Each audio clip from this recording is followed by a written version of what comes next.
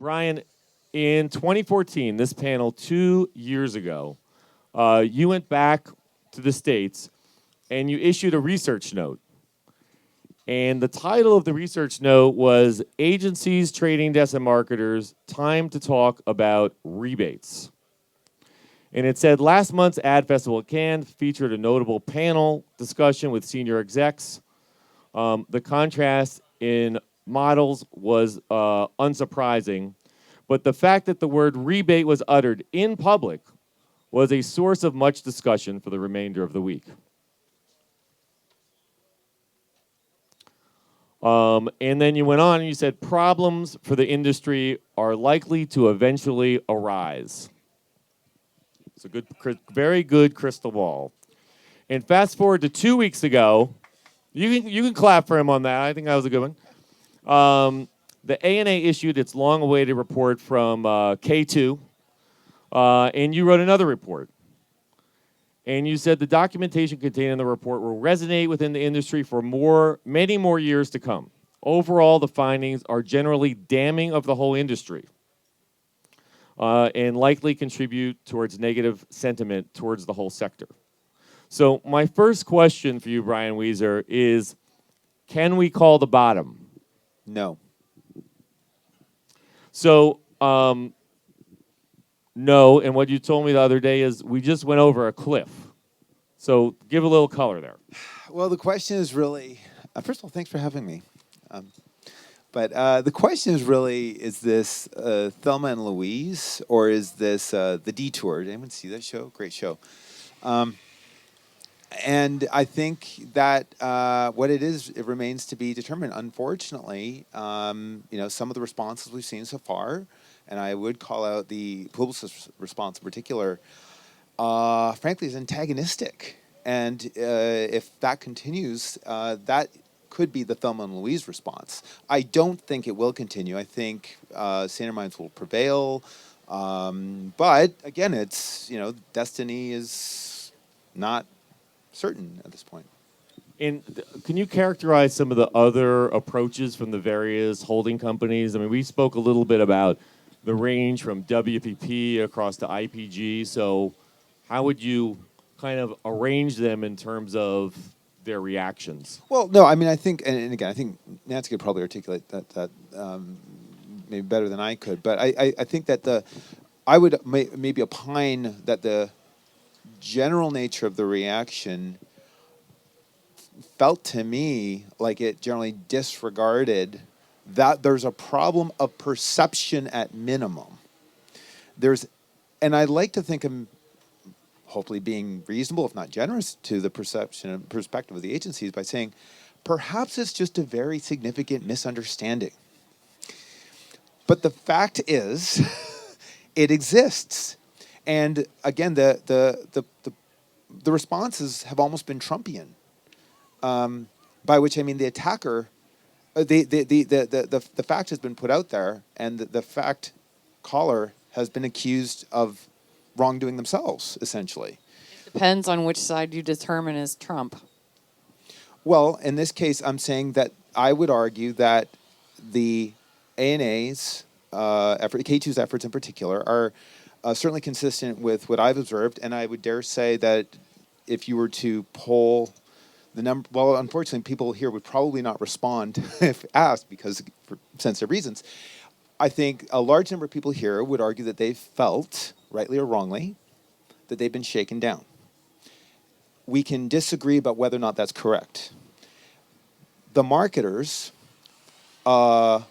generally becoming aware of the practices through the report and through subsequent research that they've done on their own, has revealed inconsistencies, shall we say, in their understanding what their relationship is supposed to be. Now, we can argue that maybe they were wrong. I liken a lot of this to, how many of you know what's on page 73 of your iPhone user agreement? Well, wait a second. You all signed, I agree, I accept, and you use your phone every day. Does that mean that you know exactly what's on it? Maybe you should have. And I think that's where a lot of the problem lies. And I'm not saying that the agencies aren't doing everything they should be doing. And again, I think that there's a continuum of reasonableness that can play out here. But that's Okay, and let me actually talk about one more thing, and then I want to ask Nancy to comment on a couple things, which is you talked about advertisers and three different general buckets you believe they'll fall into in terms of how they think about this issue and how they might deal with it. Well, first of all, some advertisers just don't care. They, one very reasonably large advertiser said to me, "I'm tired of hearing about rebates." That's fine. Good for them. There are others who recognize that they're not in a position to compensate agencies as much as they would like. And they're actually okay with agencies finding alternative ways to generate revenues. Let's be clear. It's not just about rebates, by the way. We're talking about alternative forms of compensation. And I think many of them are actually okay. They just would like to have a frank dialogue. By the way, which is why I've called out WPP, I think, in a fairly favorable way, because for 9 years at least, I think Group M, Irwin Gottlieb in particular, I think they've been raked over the coals for talking about this, but they've been absolutely right to do so. They've at least tried to start the conversation. And I think, unfortunately, other agency holding companies have not done as much. But anyway, so I think there's some marketers who feel like they just want to have an honest, straightforward conversation, and they're okay with the agency being transparent about being non-transparent. And then, Irwin's famous quote. yes. And then there are others who are, let's call them the fire breathers, who are just livid. They believe the spirit of the agent must be absolute, regardless of the language in the contract. And so what? They squeeze the agency for everything they're worth. Now, we can all agree that's not necessarily fair, but fair is a very relative term. But I think there's those three kind of buckets of clients, marketers. Nancy, in a letter to members last Friday, the 4As said the 4As criticizes the K2 report for containing unsubstantiated, anonymous, and one-sided allegations. So my first question is what I started asking Brian, which is, can we call the bottom? Like, can we build back up from here? Well, that letter went on to say that with the next phase of the report, which is being issued by the ANA through Ubiquity, and we can talk about that, but is due to come out probably next week. And then once we've had the chance to review that, we would like to sit down with the ANA and talk about where we can find common ground. We do continue to criticize the K2 report. If you read that report carefully, and I've read every single page more than 10 times, it lists a lot of, it's all anonymous, of course, but it's also a lot of allegations that even will go on to say that we saw evidence of money coming back to the agency, but we could not follow the money. We could not verify. We could not do this. We could not do that. And I have to say that for the holding companies in particular, who on a quarterly basis, John Wren, Michael Roth, Martin Sorrell, have to hand over heart say to the SEC, this is not happening in my house. And with this report being anonymous, they're saying, essentially, if it's happening in my house, tell me where it's happening because I want to clean it up. And that's what they object to. And I think that's where this all comes down to, is it's like, if it's happening, I want to know about it because I want to fix it.